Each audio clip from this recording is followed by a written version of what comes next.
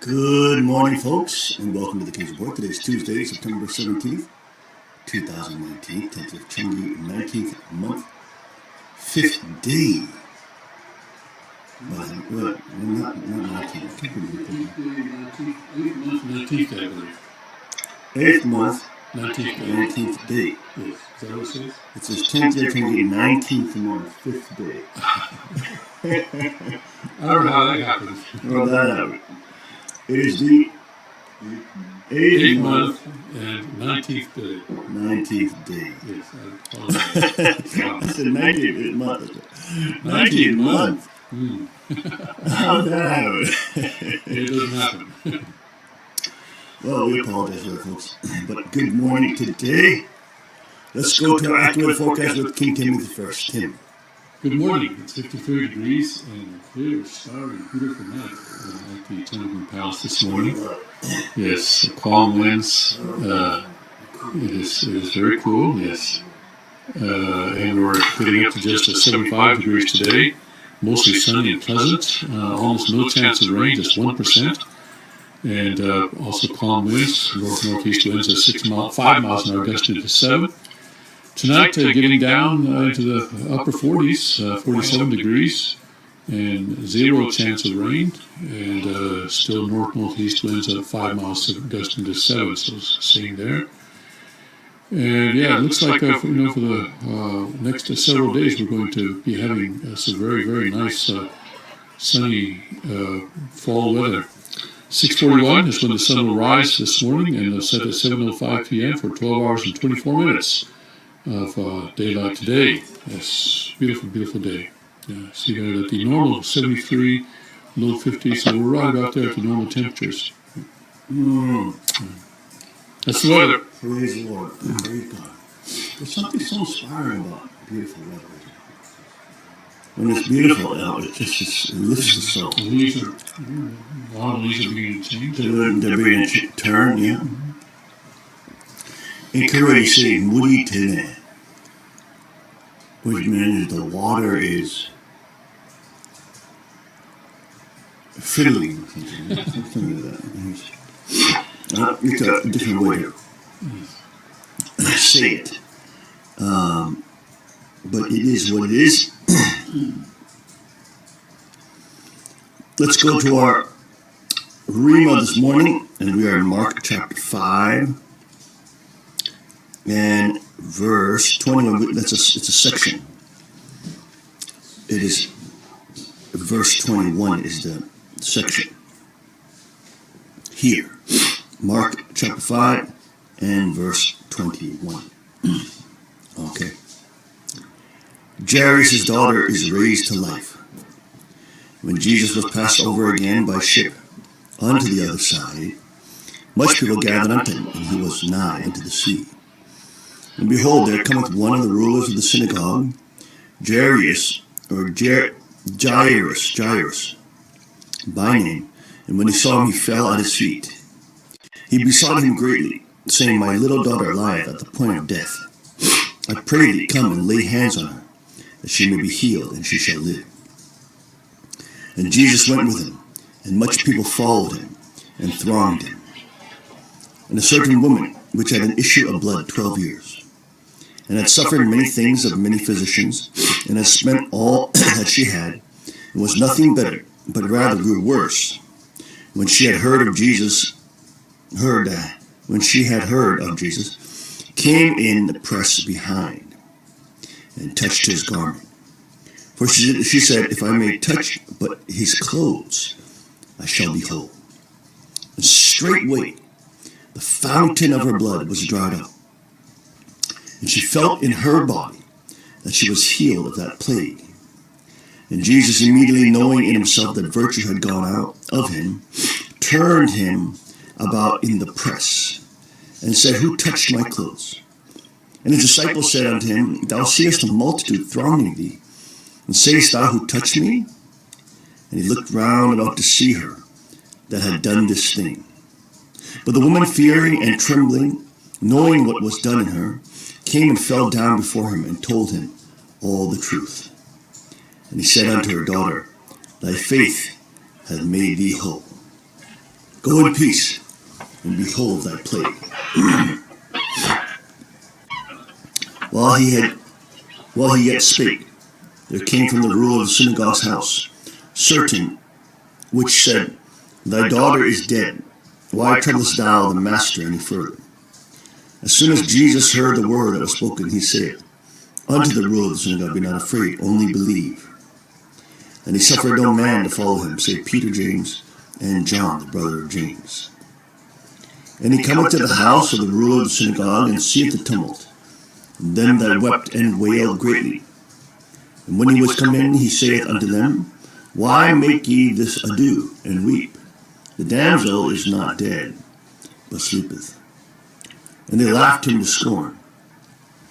But when he had put them all out, he taketh the father and the mother of the damsel, and them that were with him, and entereth in where the damsel was lying. And he took the damsel by the hand, and said unto her, Talitha cumi, which is being interpreted, Damsel, I say unto thee, arise. And straightway the damsel arose, and walked, for she was of the age of 12 years. And they were astonished with a great astonishment. And he charged them straitly that no man should know it, commanded that something should be given her to eat.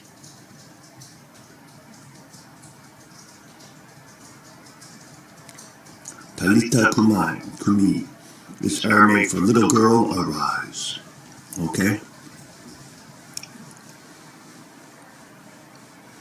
The laying on of hands is commonly associated with healing. Thronged stresses that people were physically being pushed up against Jesus. Popular belief had it that person's dignity and power extend to what he wears. Jesus is immediately aware that God has exercised his power, virtue through Jesus. The woman's faith has been rewarded. The disciples express impatience or annoyance, perhaps resenting Jesus' delay at a critical time for Jairus' daughter. The woman would be fearful of rebuke, since her bleeding rendered her unclean, according to Jewish law. She ought not to have been mixing in the crowd, nor reaching out purposely to touch a man. That she owned up, it openly indicates that her interest lay not only in physical health. She wanted to be right with Jesus himself. Her faith, not the grasp of her hand, brought restoration to her. Obviously, Jesus has intentionally let the time pass in which he might have preserved the girl's life. Believe literally means keep on believing. Peter, James, and John were also chosen to witness the transfiguration. Professional mourners would be already singing dirges and raising a stir. The girl was in fact dead, but Jesus knows her death will be reversed. The crowd would eventually know, of course, that the little girl had been raised from the dead. Jesus wants the fact to be concealed for the time being, giving him time to depart and avoid ostentatious acclaim. Also, parents will still be able to keep the details of the resuscitation secret from the scornful unbelievers outside the door. Jesus' custom all along was to make himself known to earnest seekers, but to conceal his true identity from skeptics. And there you go, those are some of the notes right there. Interesting section, folks. You can see the episode, the famous episode of the raising of Jairus' daughter and the woman with the issue of blood. It's interesting because you think about it, before one is saved, everybody has an issue of blood. Isn't that interesting?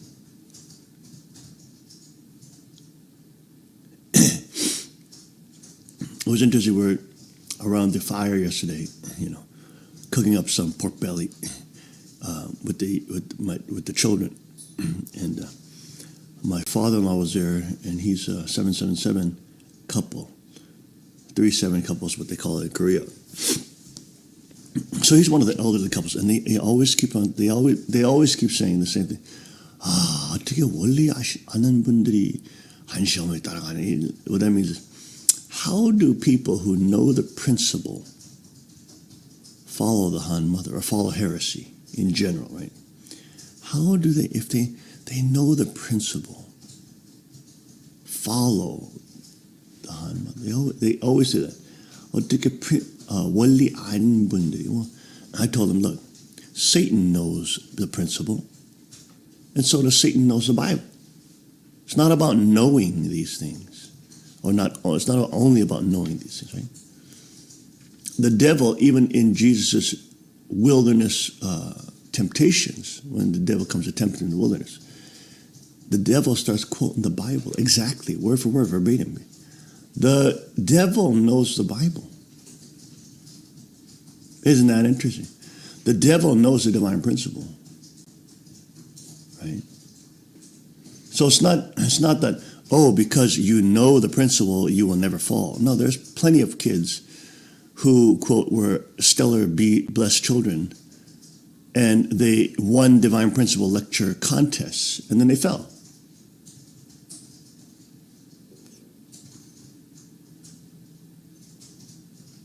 Right? It's not about just knowledge, because it's not about head knowledge. Just like I was watching what's his name, an interview with Robert Kiyosaki, who is has an interesting teachings, but basically it's pretty common. It's common. Rich people understand that you can't, the difference between assets and liabilities, and he puts it basically as an asset is when money is flowing into your pocket or cash is flowing into your pocket. And the liability is when cash is flowing out of your pocket. So if you, quote, own a home in the traditional way of owning a home through the banks, you don't own that home because every month money is leaving your pocket. You have to pay the mortgage. If you own a car, they say, that's an asset. Well, if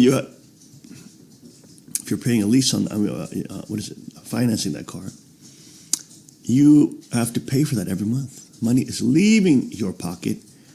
That means that is a liability. It's not an asset. But the slaves through the government schools are taught the opposite. They're taught the total opposite. They're lied to. Okay? So that they're kept poor and kept slaves. Anyways, he has a whole point. He's trying to train young people. And he makes this little quadrant. And he makes a quadrant and he puts ESBI, right, in 4 different quadrants. E is employee, right? So he was saying, and he's right, the schooling, the school system, the government schooling system and college is made to create employees, not entrepreneurs. They don't teach you about money. They teach you about how to become a good employee. That's all you can be. And the reason why he says this is because his dad, his actual father, was a college professor. And that dad he calls the poor dad, right? Has no money. And that the poor dad tells him,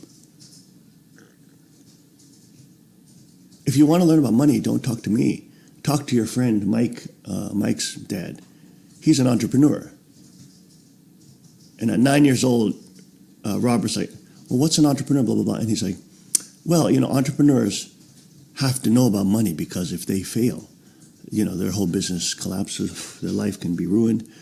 But see, I'm an employee. I'm a government employee. The poor dad's talking, right? I'm a government employee. I don't have to know about money because the government will always take care of me. This is what he said to his child at 9 years old.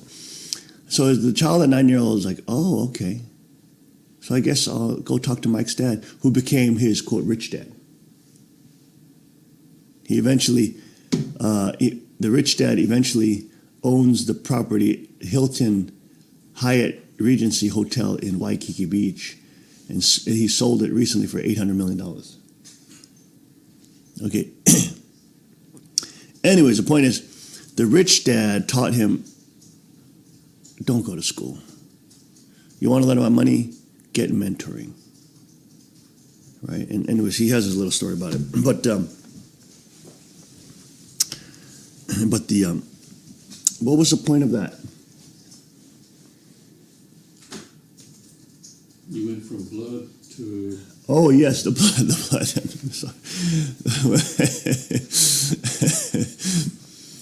The point is that... Knowing the word is not enough. Oh, yes, knowing the word is not enough. Thank you, Tim. I'm sorry about that. Yeah, knowing the word is not enough. So he was saying, he was a Marine. He actually flew in Vietnam and did airstrikes, right?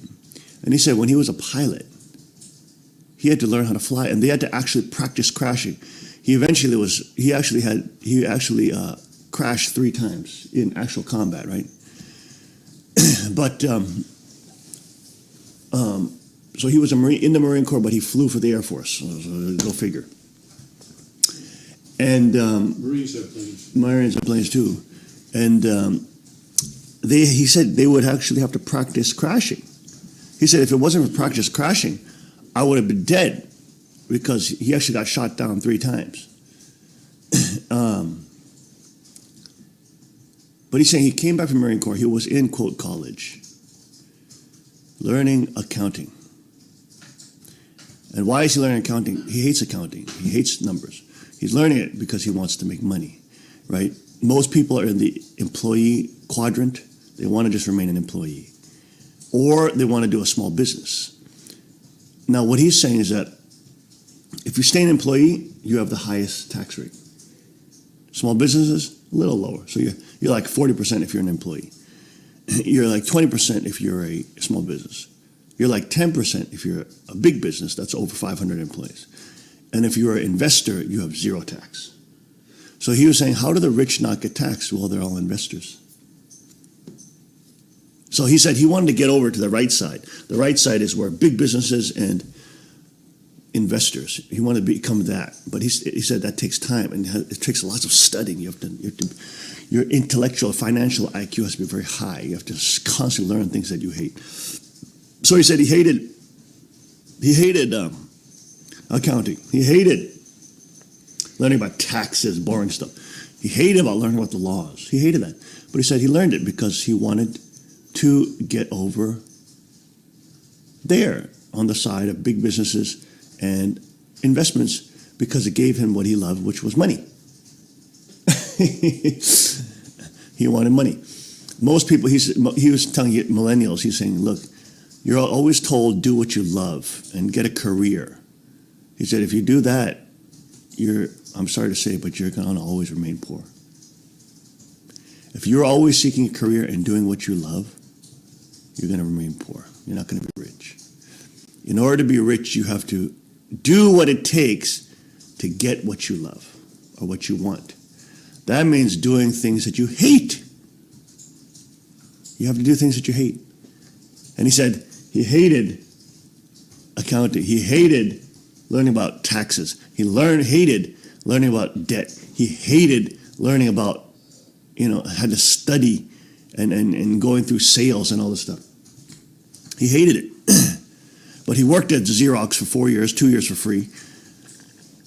Not because of the money. Young people are thinking now, I want to work this job because I need the money. I want the money.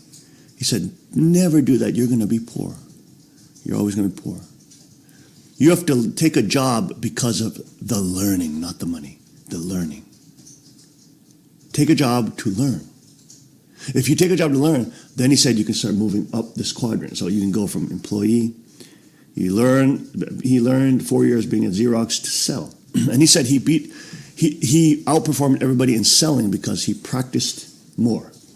He practiced more, and he sparred, basically in jiu-jitsu terms, he sparred more and he failed more, right? So they had to do sales with Xerox, and you could maybe do 2 to 5 calls, 2 to 5 people that you talk to during the day. But at night, they volunteered for the Red Cross. He did. He volunteered for the Red Cross. And then he would call 10 to 20 people per night about the Red Cross, not about Xerox, right? But he would get practice talking to people and trying to sell something to people, right? And by doing that, he was getting 12, 20, 10 to 20 reps more per day than the average Xerox person that he was competing with. So he outperformed them all. Over the years, he ended up outperforming because he just by doing charity work, helped him train his skill of selling. And he was saying, your ability to sell is tied to your income. He said, you have to be able to sell. That is your income stream, because your ability to sell, whether it be you or your skill set or whatever the case may be, will create your income. So if you don't know how to sell your skill set or your portfolio, your resume, et cetera, whatever the case may be, you won't have any income, right? Anyways, the point of all is, he is in the college, university school, in the brainwashing camp, and he's learning accounting from this guy. And then he stands up and he says, I'm a Marine, so I have a simple question for you. Are you an accountant? Right? The guy says, I have a master's of accounting. And he said, you didn't answer my question. Are you an accountant? And he says, I have a master's of accounting, young man. And he says, you didn't answer my question for the second time. Are you an accountant? And the professor said, I studied so hard to get that master's degree, but I am not an accountant. And he told that teacher, he said, you're a fake teacher. And he walked out. Right? So his big teaching to young people is that you're put in a system with fake money, fake teachers, and fake something else I can't remember. But anyways, it's true. A lot of what he says is true. Now, he makes most of his money with his businesses, his big businesses, and through real estate. He has like 7,000 properties, which constantly make him money, right? And he makes plenty of it. Again, pointing to the fact that, and the young people know this, they've heard it many times, but they commonly forget. The average millionaire has on average 11 income streams, 11 cash flow streams, 11. So those can be multiple different properties of real estate. And he was playing this game with his rich dad, because he wanted to learn about money. He said, come here, I'll show you how to play money. And then he played Monopoly with his rich dad. And he said, look, 4 greenhouses and 1 hotel, one red hotel. 4 greenhouses, those small little houses, and 1 red hotel. That's right. That's how you get money. And he's like, that's it? And he said, yep, that's it. Just do that in the real world. 4 greenhouses, red hotel.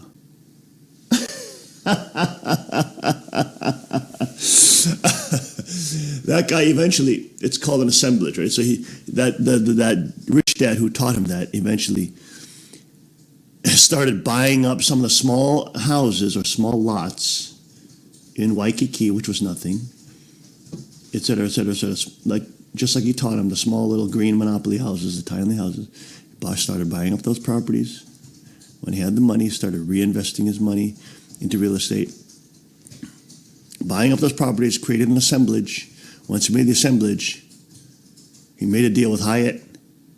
They put up the Hyatt Waikiki Resort, sold for $800 million. Now, it's not that easy, because he was telling young people, look, don't be stupid now. If you are in paper money, bonds, mutual funds, ETFs, whatever the case may be, these things have high liquidity, which means you can get out of these things quickly, okay? If the stocks go up or the stocks go down, you can jump out of them.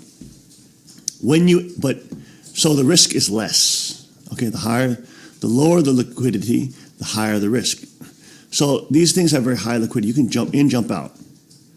But things like real estate, things like a business, very low liquidity. You can't jump out. Now, your employees, he said, like rats, they can run if your ship is sinking, right? If your business is tanking, the employees can all run and try to get other jobs, but the business owner cannot. So there's a lot more risk, and you have to know a lot more. You have to be much more intelligent and have much more learning and much more experience in order to run that business or to invest properly, especially in real estate. Because once you're in real estate and even gold, when that price drops, you're going to go down with it. So he was saying it's much harder to go into the fields where the risk is higher, obviously, and the returns are higher, but you have to be much more learned. You have to have studied and have experience in these fields. You have to know people who are in these fields. That's why people in those fields who are very wealthy tell young people, it's not what you know, it's who you know. Because it's who you know that helps you navigate the higher level risk, right? Which has potential for higher level reward. Now, the safer route, quote, the safer route for some people, and if there are people who should not try to entrepreneur because they don't have the makeup for it or they don't have the intelligence, the financial intelligence for it. But if one is going into that stuff and wants to be on the B and I side, which is the big business and the investor side, which has the highest rate of return, well, then you have to be very intelligent. You have to work for free. You have to make good relations with highly qualified individuals. Means you can't be a dipshish. Okay, you have to be humble, because nobody in the elite world will help you if you're arrogant. You have to be humble. You have to have purpose, not seek pleasure. You have to be willing to work for free, for nothing. You have to be willing to work not for money or not for a paycheck, but to learn. This is interesting. His rich dad told him, never work for a paycheck. Never, never, never work for a paycheck. Whereas school tells you, you have to, he was talking to his poor dad, who was a college professor. And he said, well, you have to go to school. He said, why? He said, well, you go to school so you can get a job. But I want to learn about money. He's like, well, isn't that why you go to school? Isn't that why you get a job to make money? And the poor dad's like, no, you get a job for security. And he's like, no, I want to make money. I don't want security.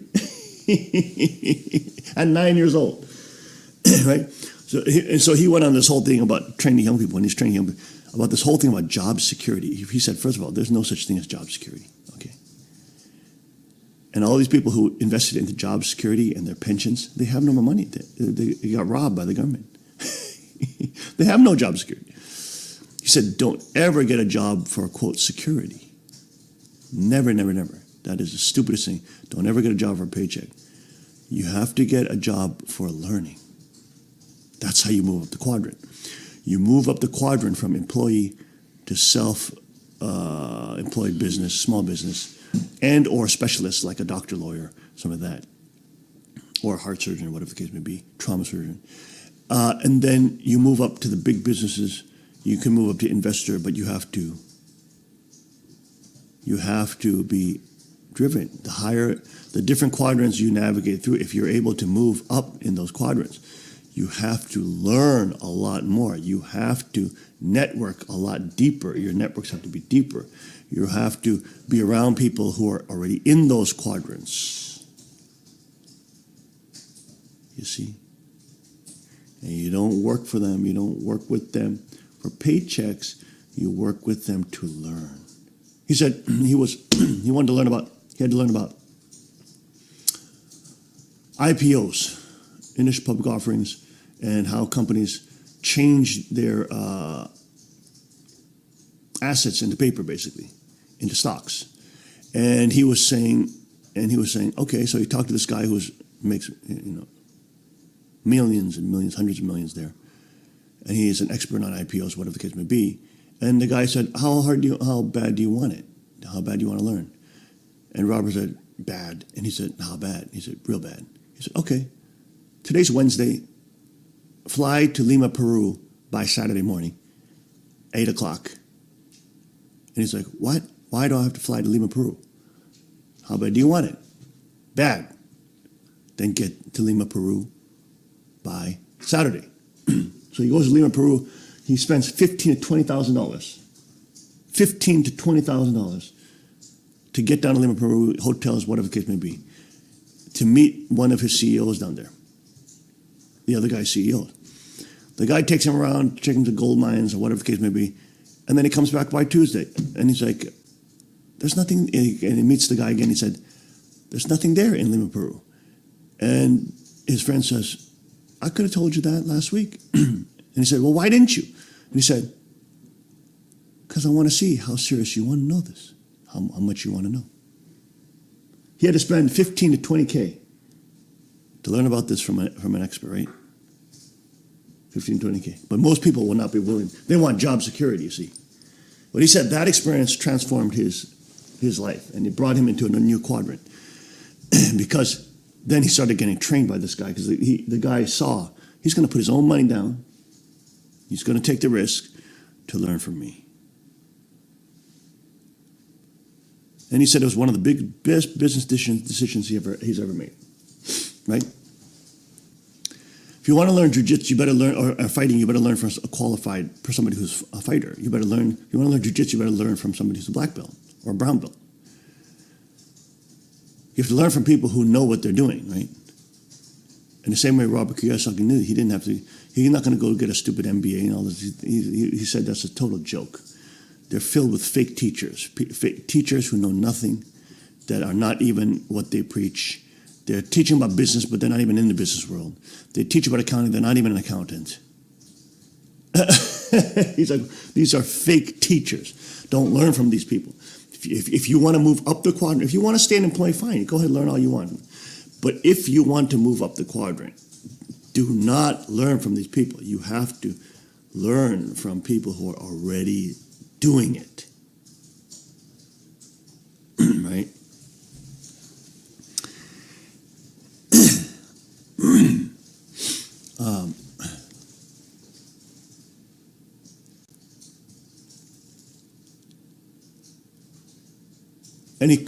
He called out this fake teacher because the teacher was not a real accountant.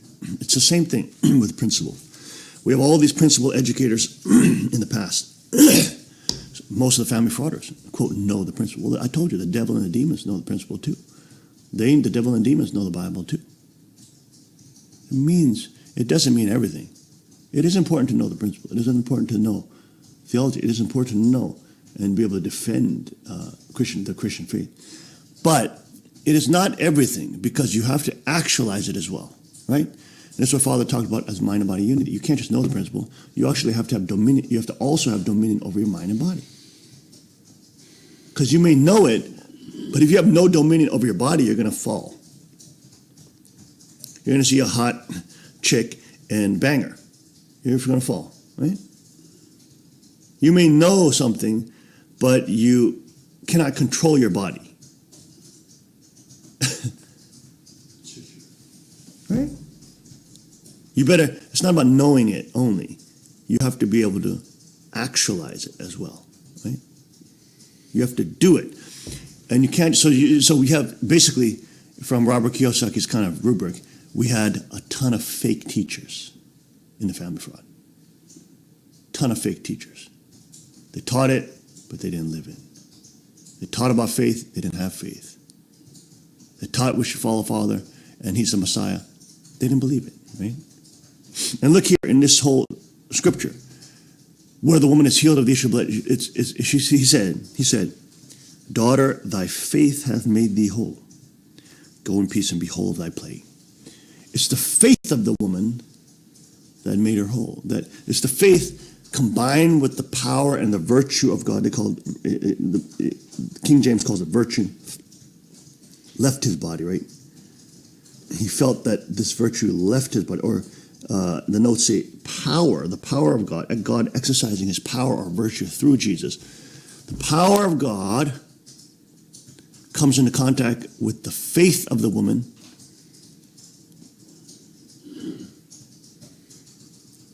The desperation and the faith of that woman.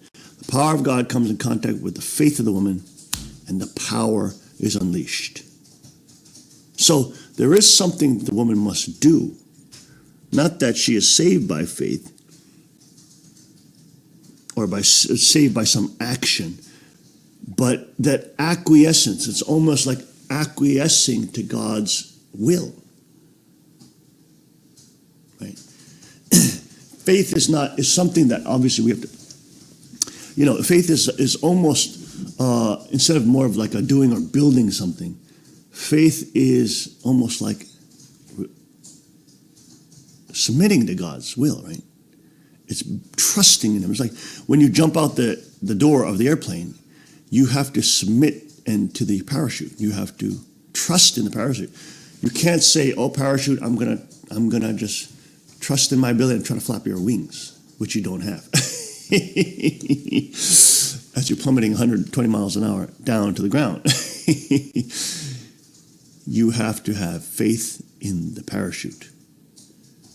You have to believe in the parachute. You have to believe that it's folded correctly. You have to believe that it will deploy properly. Things you actually don't know of. You didn't fold it. You didn't fold the parachute. You didn't pack the parachute. You didn't check the parachute. You have to have faith. Right? In the parachute. It could have a hole. What if it has a hole? Well, there's a second parachute there. It's the safety parachute, right? The backup parachute. It's in there. Right? So our faith acquiescing to God's will and God's power and believing and trusting in that, I know that requires some effort sometimes. But you can see for the woman who was in desperation, it's interesting. When you're in desperation, you can actually have more faith.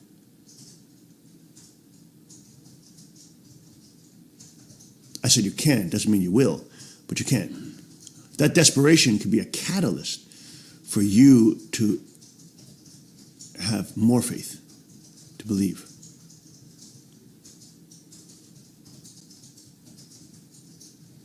It can be, depending on how you will acquiesce to rely on God, right? And that's why entrepreneurs and small business owners and people who ever started something on their own or had to start from rock bottom, they know it's a faith game. You have to believe. You have to ask God for guidance, because there are times where you don't know what the hell you're doing. You have no idea what you're doing.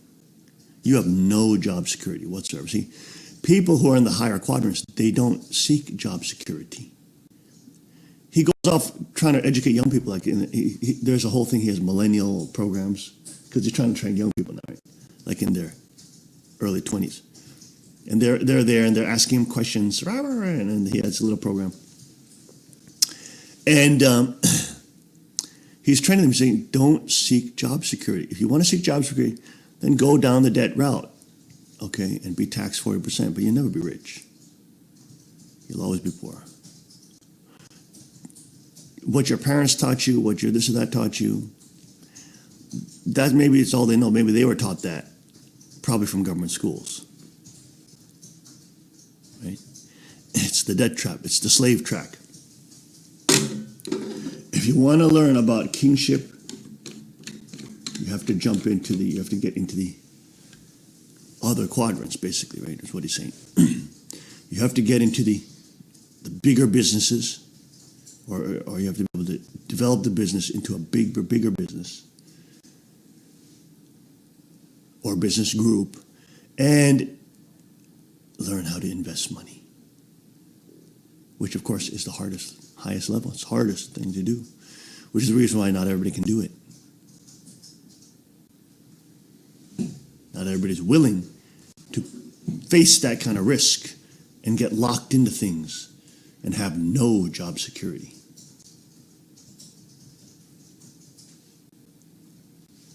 Isn't that interesting?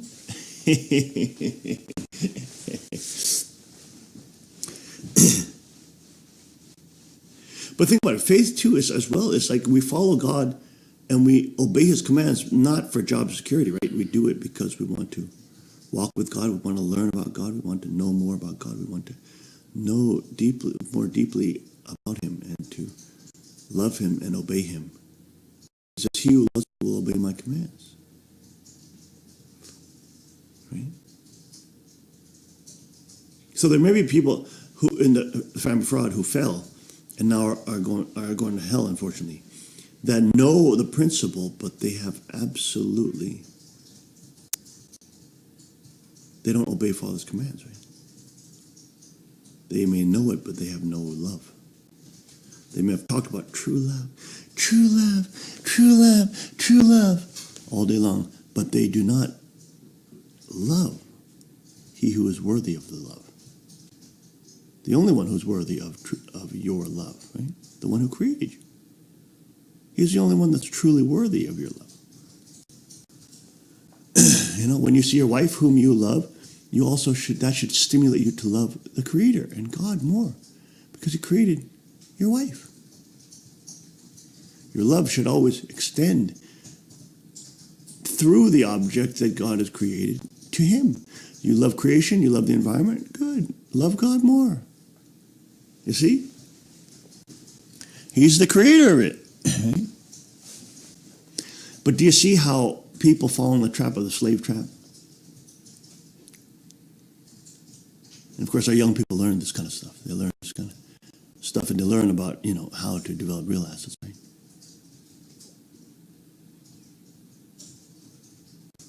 Many of our young people who are building tiny homes, they're not taking a mortgage from the bank, right? That tiny home becomes an asset because every month they would be paying some other person an apartment, or trying to rent a place or a house or an apartment, whatever the case may be. They'd be paying anywhere from, you know, if you really get it cheap, $500, $800, to what if you live in the city, thousands of dollars per month. That's just money just being stolen from you, just out the window, right? Every year, you're talking about, even if you pay $1,000 a month, you're paying $12K a year. Plus, you're getting taxed on your quote job security, about 40 to 60%. So really, at the end of the day, you have nothing other than food bills, other than to buy money for food, and all the money is just leaving, cash is flowing out. So that's $12,000. Let's say over 10 years, that's $120,000. So you're saving, if you and you can easily live in that kind of home, a tiny home, which is categorized an RV, which is not taxed as a house. You can live in that kind of structure and place. You know, have 2 small children, 3 small, whatever the case may be. You can always expand it too, and build another one to extend it, connect it in. You see what I'm saying, folks? But as long as you save some money from when you were young, you don't have to go into debt to build it. So you're talking about probably anywhere from $50,000 to $100,000 over 10 years. That money has not left your pocket. That money has stayed within your family. Compared to the other kid who just went the way of the slave route, debt route, because all his friends were doing it. By the time he's 30, he has nothing. By the time he's 50 and 60, he still has nothing. He's still paying his little stupid mortgage. He's still a debt slave. He has absolutely nothing. You may have a house, you may have a car. Those are liabilities, especially if you went through the banks. Those are not assets. Interesting, right? They knew Jesus was the real deal. They saw his healings. They saw.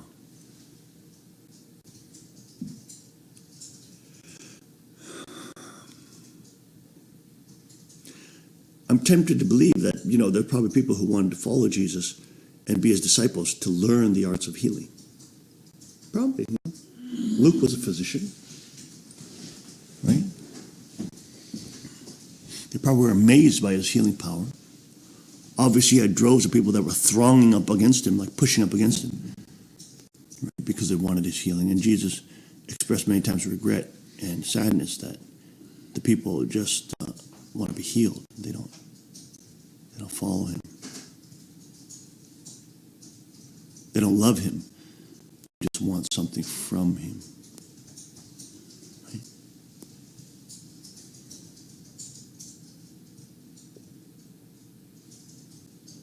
So, very important to surround ourselves, especially when we're talking about kingship and the blessing of the physical world, the blessings of the physical world, which have been taken by Satan, but which actually should be under dominion of God's people. We have to understand the kingship culture, the kingdom fam, the royal culture. Not believe the lies of the devil and the archangel that teaches, trains us to become slaves. In order to do so, we must also keep learning and pushing to study, right? Stimulate your children's minds as well. Make them accountable so that when their minds are stimulated, they know more, but they also actualize more. They do hard things. They get through the training because it helps them build character. It helps them build endurance, patience, and humility, right? All these traits which are essential if you want to move up the quadrant and your children, grandchildren to move up that quadrant. All right, folks, let's take a short break. We'll be right back with this. Stay with us on the King's Report.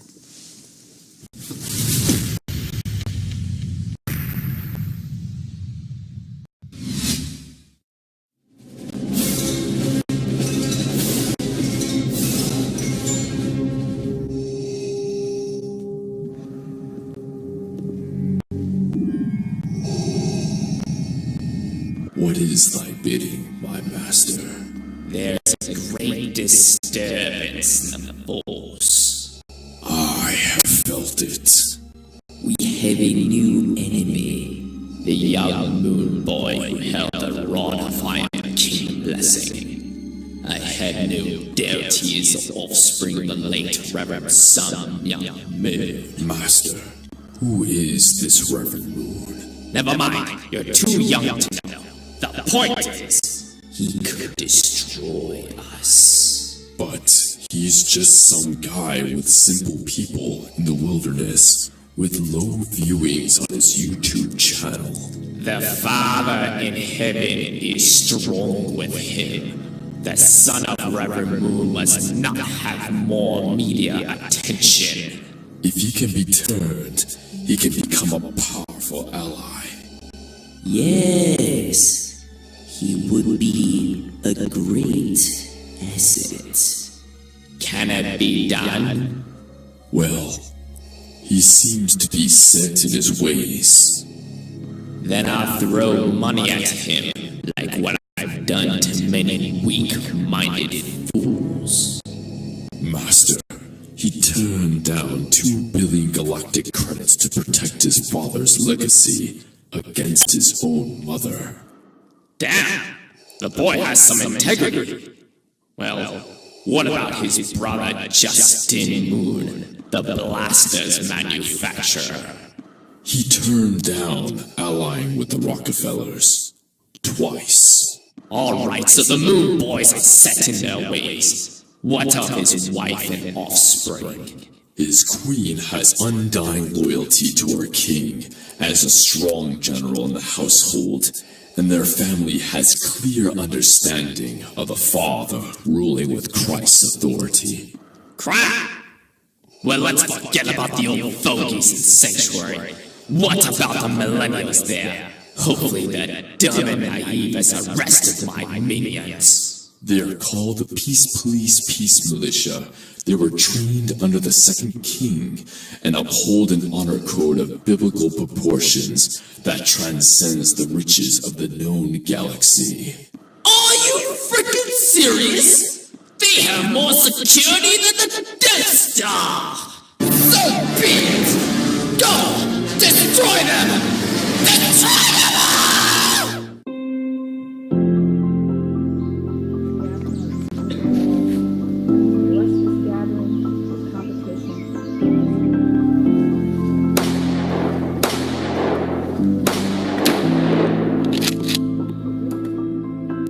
A lot of times people, they talk about how guns are bad and they should be restricted or banned even.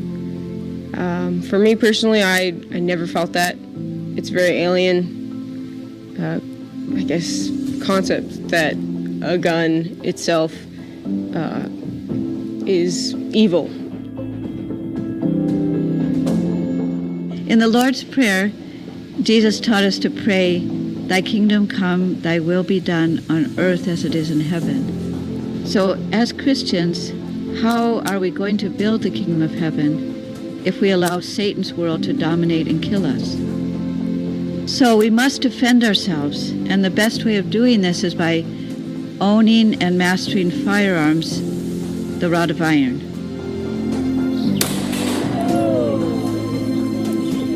Did you see a chip? Okay, I'll give it to her. In the Bible, Jesus speaks of ruling the nations with a rod of iron. I can definitely see Jesus using whatever is the best tool that can carry out his will, God's will.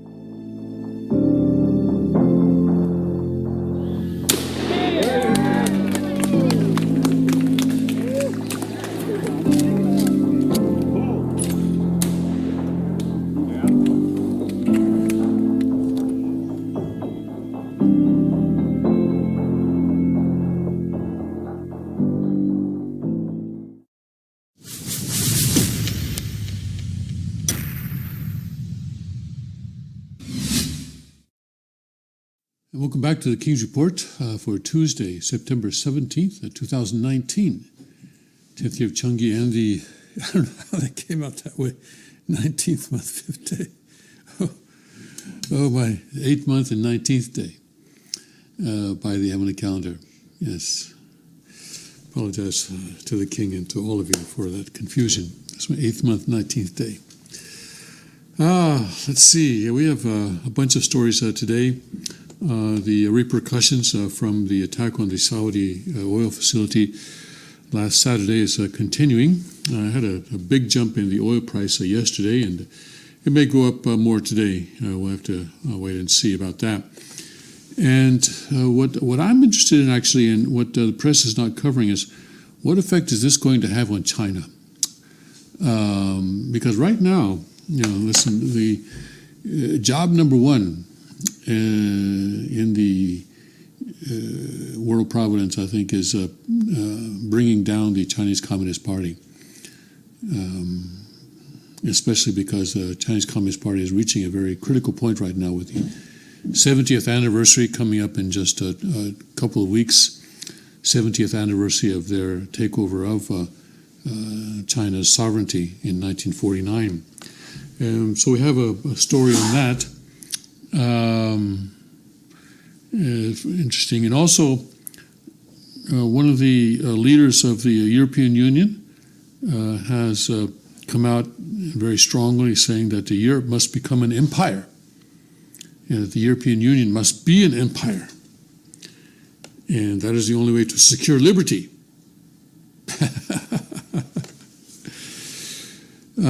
Yes, and we have this abortion doctor who recently died, and they went into his property to see what he had, and they found 2,246 aborted children there in his property. Yeah. And let's see, we have a couple other China stories, and then Ron Paul warning about negative interest rates again. And he's just the most recent in a string of people who have talked about negative interest rates.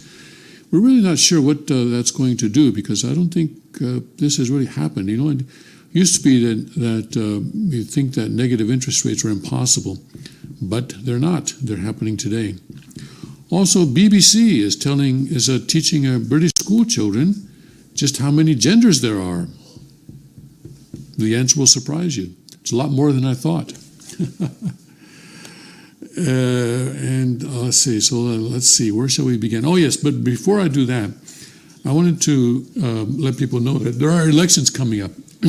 There's an election coming up in a month or so. Here in Pennsylvania, there are municipal elections, and Pike County as well. We're electing a number of offices, and Local elections are very important, and we need to take an interest in that, because many times it's the local politicians that affect what we can and cannot do. So let's pay attention to that. November 5th, there are elections coming up, and it's important because not very many people go to vote on these what are called off-year elections. In other words, when there's not a presidential election happening, there are no Senate elections happening for federal level. There are no federal level elections happening, and so most people don't go to the polls. So that means that people who do go to the polls have more power than usual. Your vote will mean a lot more than usual. So please check out the elections that are happening in your area. I want to check. Let's go into this story about how the Saudi Arabia situation may affect China. Drone strikes in Saudi Arabia may push China to diversify oil supply, because remember, China is the world's largest importer of oil, and they've been using that power as the largest importer to try to undermine the petrodollar. Petrodollar, remember, was originally a deal between the United States and Saudi Arabia back in the early 70s, around 1973.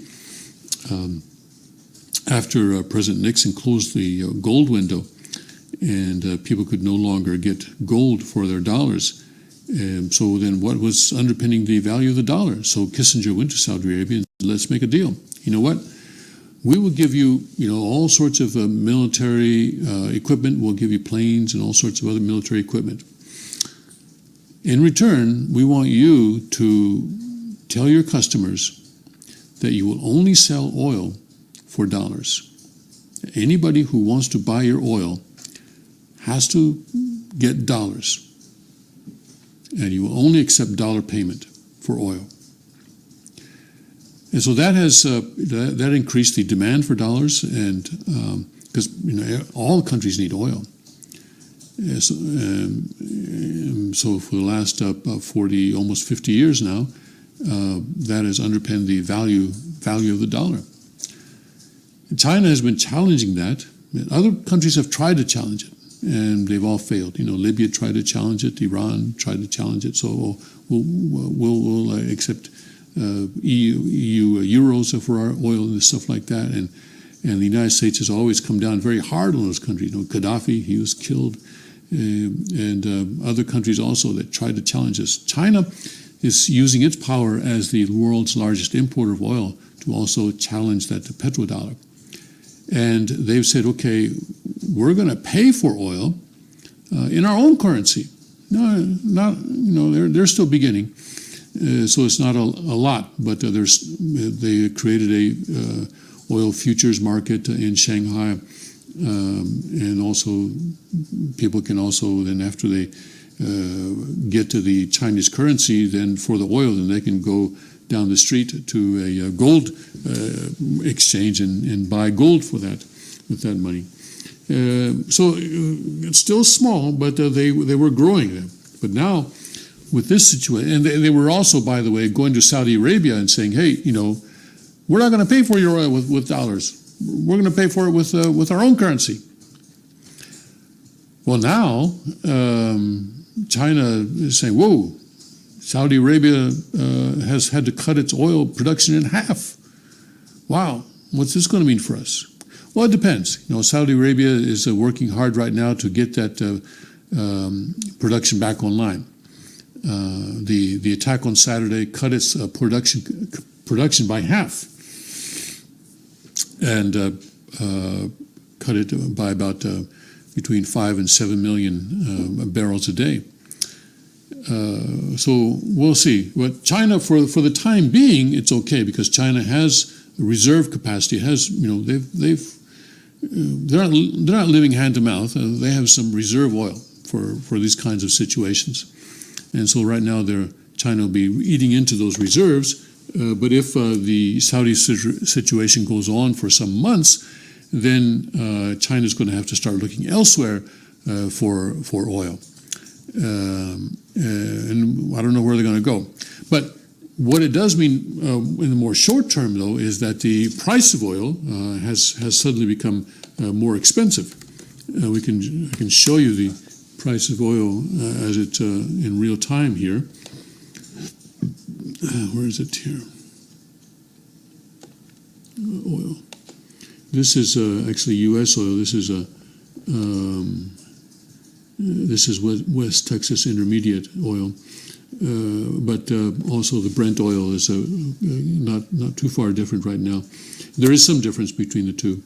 But as you can see, actually this morning it's trading. It went up a huge amount yesterday, the largest increase for one day in the history, they say. And now today things are settling down. Looks like it's coming down a bit yesterday. Let's look at other. But China's hugely dependent on this. Let's see, Brent is 68, 65. So also it's a little bit more expensive, but it's still settling down a bit. But because China is so dependent on oil, and because, remember, their currency has been devalued. They've devalued their currency in the process of fighting off the tariffs from President Trump. So they were having to pay more of their own currency for oil as it was. And now the dollar price of oil has gone up. And so now they have to pay even more of their own currency for oil. So we'll see what effect this has on China's economy as they approach their 70th anniversary. We don't know the results yet, but a lot of stuff could happen. Yes. All right. Also, China, by the way, excluded the U.S. soybeans from its tariffs. U.S. farmers were very worried about this, saying that who's going to buy our soybeans if China won't buy them, or if China, as in retaliation, had said that they were going to they had ordered their companies not to buy U.S. Soybeans, but a few days ago, China did announce that it was excluding the soybeans from its tariffs, and so I think, and also pork as well. That's interesting, isn't it? And this is the latest evidence of thaw in the relations between the countries as trade talks are set to renew next week. Beijing said the move was in reaction to the Trump administration delaying imposing additional tariffs on Chinese goods. But it also comes right after the firing of John Bolton. And I told you that firing of John Bolton would be interpreted in China as a signal by the the Trump administration that they were willing to take a less hardline course, and so it would be seen in China and in North Korea as well, that as a kind of a concession. So China is responding now this way. Chinese firms reportedly bought more than 600,000 metric tons of U.S. soybeans on Thursday, the country's largest buy overall since June. The purchase marked an apparent reversal from a Chinese Commerce Ministry statement in August that it was stopping all purchases of U.S. farm products. China is a major buyer of U.S. farm products. Well, also, I think they wanted to. It was kind of a. I mean, come on. I mean, where are you going to go? And who else is going to sell you 600,000 metric tons of soybeans? I know Brazil is the major competitor for the U.S. Soybeans, but I don't think Brazil has 600,000 metric tons lying around that it can sell on a moment's notice. So things are getting better. Things are getting better, it seems, on that front as well. All right, and then let's see here in Hong Kong. Meanwhile, there were last weekend was the celebration of what they call the Mid-Autumn Festival in Hong Kong. It's in Korea. It's called Chuseok, and here Here's a this is CNN article talking about the situation there in Hong Kong about October 1st. Both Hong Kong and Beijing are on edge. Let's see if we can get this. 4 months, October 1 has loomed over the mass pro-democracy demonstrations in Hong Kong as a whispered deadline for the ruling Chinese Communist Party to take action to end the unrest. On that day, Beijing will be hoping to project an image of national strength and unity with a military parade through the city to mark 70 years since the founding of the People's Republic of China. In other words, since the takeover of the Chinese Communist Party in the 1930s and mostly 40s, there was a civil war in China. Sometimes the nationalists under Chiang Kai-shek and the communists worked together to fight the Japanese, but most of the fighting was done by the nationalists. The Chinese really only engaged fully in 1 or 2 battles. So this World War II especially, and the fight against the Japanese really depleted the strength of the nationalists and of Chiang Kai-shek. And the communists sort of let the nationalists fight that fight. And when they were after World War II, the nationalists were weak. Chiang Kai-shek was weak. And so then the Chinese communists started to fight the nationalists in full force and chased them off the mainland and onto the island of Taiwan, and then took over the country in 1949, 4 years after the end of World War II. So this will be the 70th anniversary of that coming up in a couple of weeks. It's a significant milestone that China's leaders will not want overshadowed by protests in Hong Kong, which have grown in intensity since mass demonstrations began in June. But what action the party might take is unclear and highly debated, with some even saying the greater threat will be after the anniversary if protesters disrupt or distract from the day's celebrations and embarrass the country's communist leaders. It's not nice to make communist leaders lose face. They don't like that at all. The Hong Kong government has said there is no such deadline for action by Beijing to end the protests. In audio leaked to Reuters, Hong Kong Chief Executive Carrie Lam can be heard reassuring business leaders that, quote, they and ourselves have no expectations that we could clear up this thing before the 1st of October, unquote. But the whispers have continued, with no clear consensus on what October 1 may mean for Hong Kong. Some predict that a military crackdown before October is inevitable, as Beijing seeks to save face. Others say that wanting to present a calm, united front in 2 weeks' time is the only thing holding Beijing back. I think that's probably true now. If they were to crack down now militarily, in other words, have the military go out and start arresting people, start maybe even shooting live rounds into the crowd, that would really undermine the October 1 festivities much more than what's happening now. So I think probably at this point Beijing really has no choice other than to wait until after that situation. But we had that article, a few days ago, saying that Xi Jinping may use this whole Hong Kong situation to carry out a purge within the Chinese Communist Party sometime around the October 1 event. So it may be that after October 1 he will start finding people to blame for this thing and to start purging his opponents. But we'll see. I'm sure the opponents are also expecting that, so they may try to purge him before he can purge them. We'll see what will happen. It says here the Chinese Communist Party will not allow any sign of a step down around the moment of the 70th anniversary. They will do everything to make sure the situation stays under their control, said a 30-year-old protester, David Wong. Every country has important anniversaries to celebrate, but the Chinese Communist Party heavily politicizes dates such as this and uses them as opportunities to provide justification for the party's ongoing mandate to govern. For instance, 2021 will be the 100th anniversary of the Communist Party in China. It's also the self-imposed deadline for President Xi to deliver some of his signature achievements, such as eradicating all poverty and raising living standards to new heights. The 70th anniversary on October 1 will similarly be used by the government to highlight how far China has come economically and militarily since the party took over in 1949. In the past 20 years alone, China's wealth per adult has quadrupled, while its GDP has gone from just $150 billion in 1978 to over $12 trillion in 2018. Just over 30 million people are still living in poverty in China, down from 770 million 40 years ago.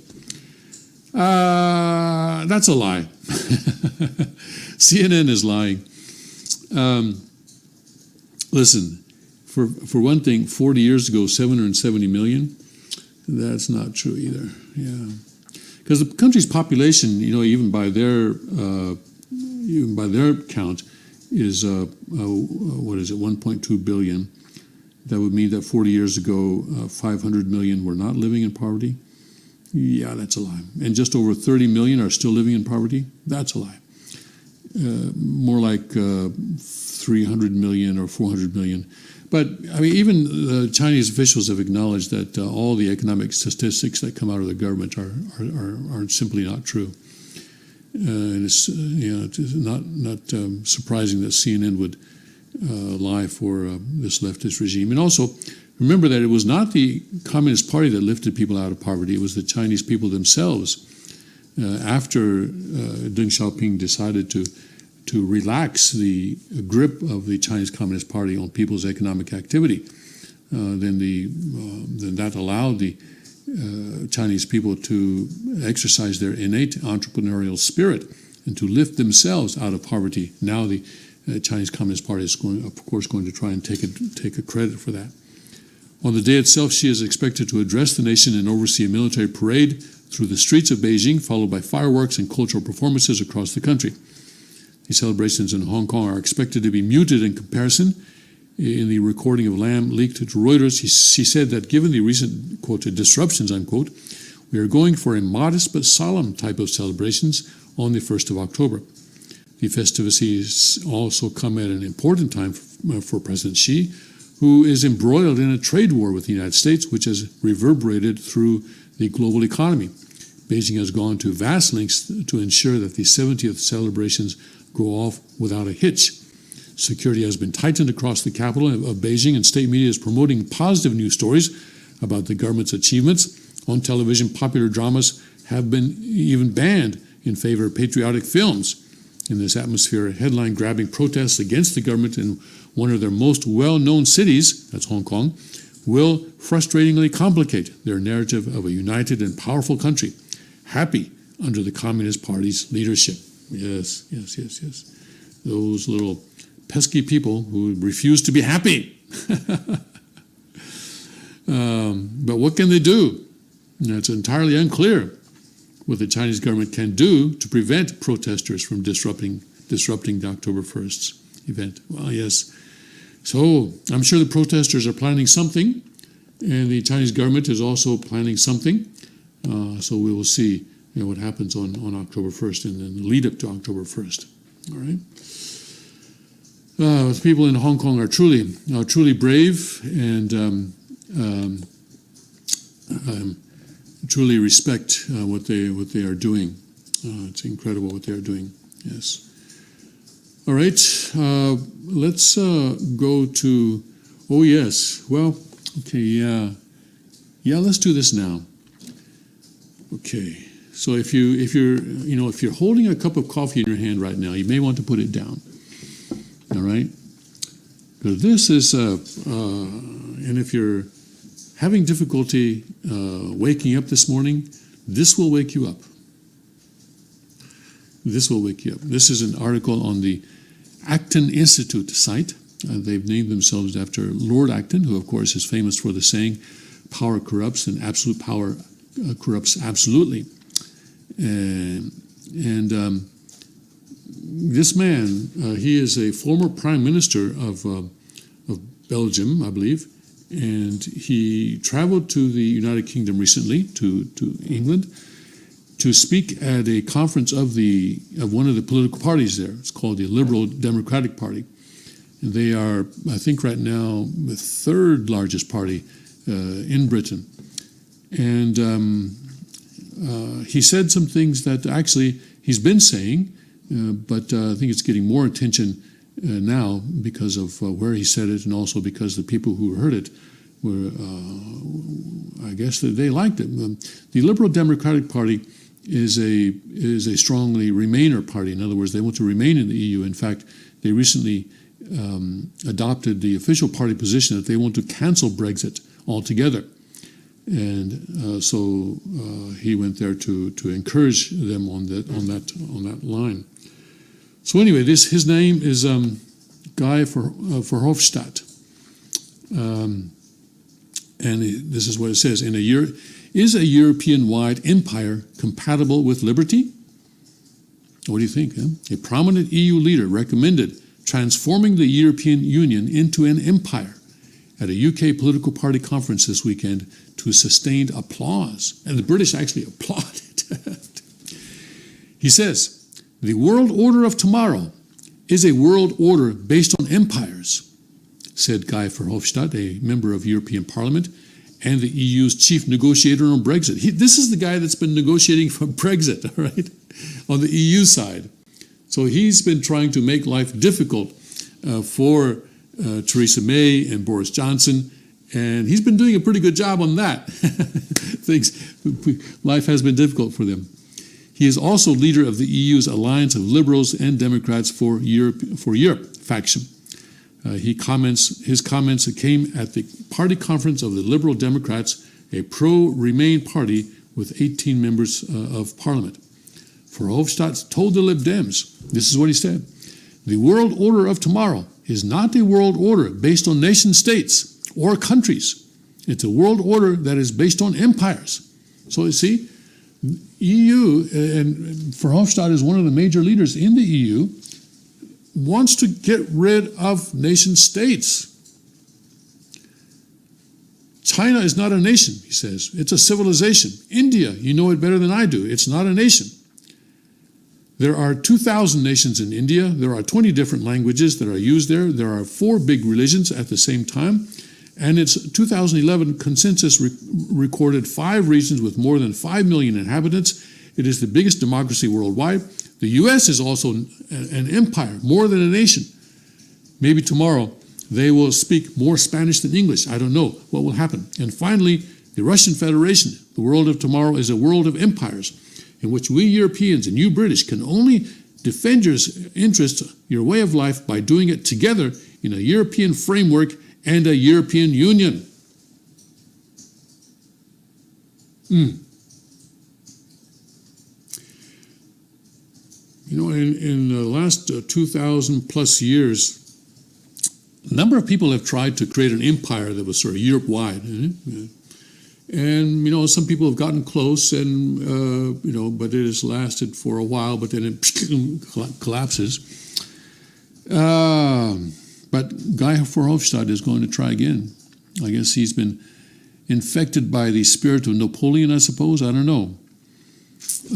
Anyway, he says, anyway, this is the author of the article speaking now. Although this weekend's comments made news due to their audience and reception, the former Prime Minister of Belgium has used identical language for years, with English is taking it's now or never. Of course, he's talking about a top-down empire, you know, just like Napoleon, just like Caesar, just like Hitler, just like all the others who have tried to create this Europe-wide empire.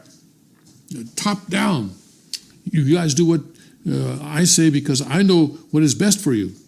He says this is the way to preserve liberty. Really? Verhofstadt responded to the election of Donald Trump by proposing, quote, let's create a European defense union. Let's take on our responsibilities. Let's become an empire, unquote. This is back in 2016. 2016, yes. However, he promised this would be, quote, an empire of good and not of the bad, unquote. Well, isn't that nice? An empire of the good and not of the bad. Because, after all, they are Europeans, you know. Europeans cannot do evil, you know. They are enlightened. Oh, my goodness. Oh, my goodness, my goodness, my goodness, my goodness. An empire of the good and not of the bad. His imperial ambitions link with those of such Europhiles as Bruno Le Maire, Emmanuel Macron's finance minister, and who told the German business newspaper Handelsblatt, Europe needs to become a kind of empire like China and the USA. Europe can no longer afford to shrink from exercising its power and being an empire of peace. Be an empire of peace. Remember Pax Romana? Yes, Rome was an empire of peace, or at least it maintained a peace by force. Yes, the empire of peace by force. Yeah. Also, how did the Silk Road develop? Because of Genghis Khan's empire of peace. Genghis Khan, conquered everybody. And so then you could have the Silk Road where people could travel and everything, but it was by military force that empire of peace was established, wasn't it? Yes. And so now Europe is talking, these European leaders are talking about the same thing, the EU leaders. EU officials have proclaimed the political union in Brussels an empire in waiting for more than a decade.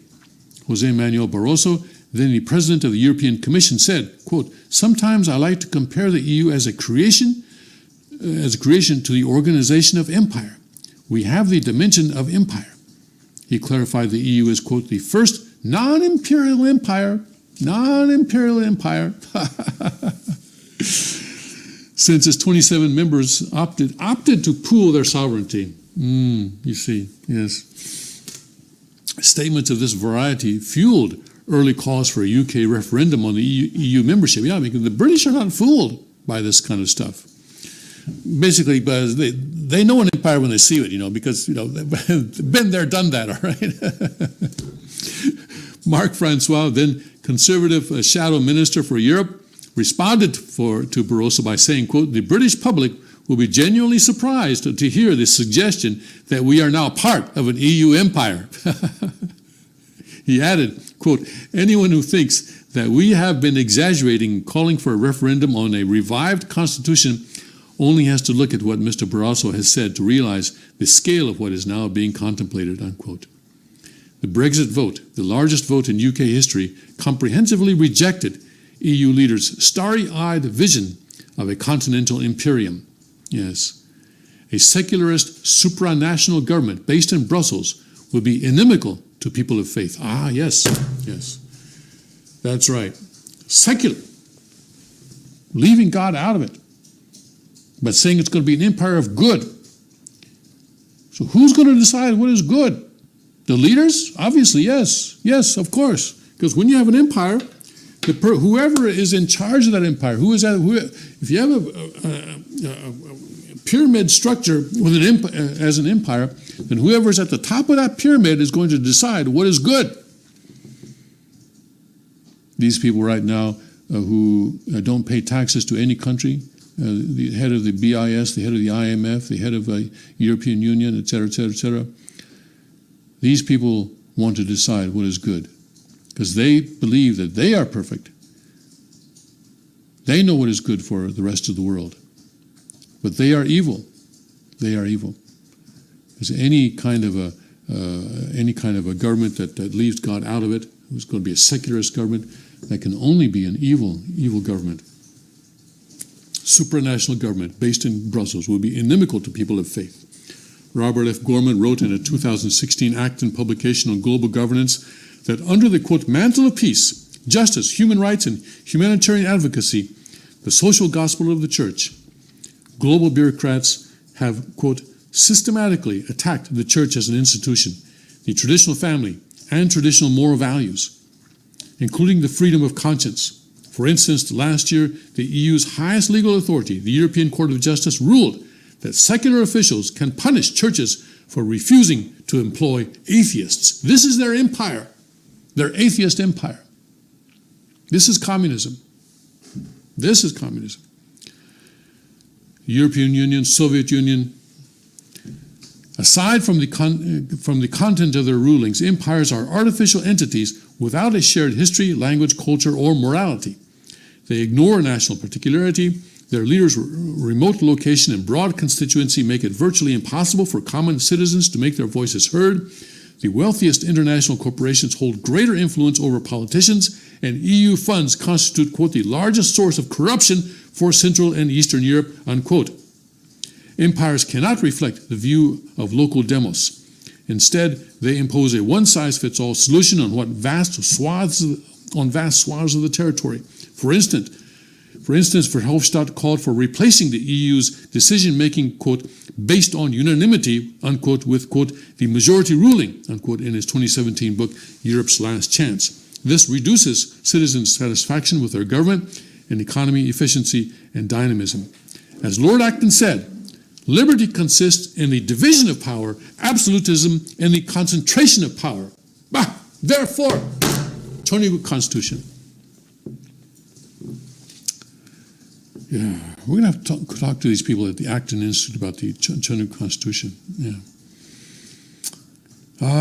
Yes. So, yes, Guy Verhofstadt. He, former Prime Minister of Belgium, now the leader of one of the factions, or one of the I don't really call them parties, but one of the groupings within the European Parliament, and European Union's chief negotiator for Brexit, is revealing that the EU intends to become an empire, a top-down empire.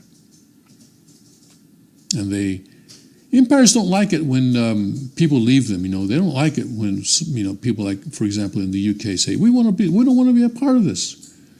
We don't want to be a part of your empire. So that's why they are fighting so hard to keep the UK in their empire. Yes.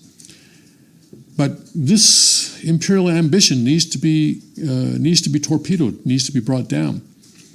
Now, let's see, 13, what is it now? About 43 days or so, 44 days, something like that, until October 31st. We'll see what happens. So far, Boris Johnson seems to be fighting to carry out his promise to get the UK out of the EU on October 31st. Well, let's see what happens. He seems to have more going for him than Theresa May. She was really never strong enough to make the hard decisions, to really stand firm when she needed to stand firm. She was no Margaret Thatcher, that is for sure. And so she failed. And her administration was a failed administration. We'll see what happens with Boris Johnson. All right, let's take a short break, and we'll come back with more news after this.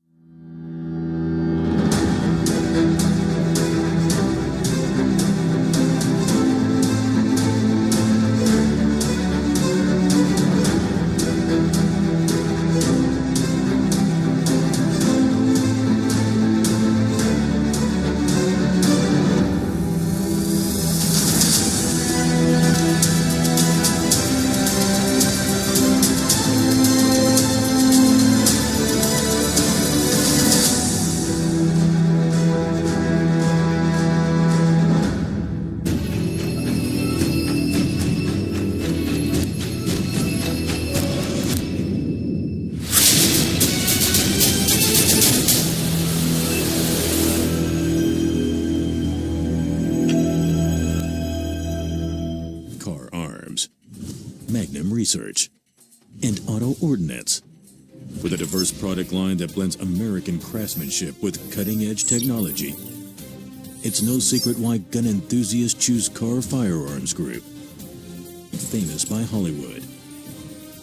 The history of the 1911 and the Tommy gun, to the best in compact concealed carry, personal defense. It's a name that has earned the respect of gun enthusiasts around the world. Concealment, innovative technology, value, accurate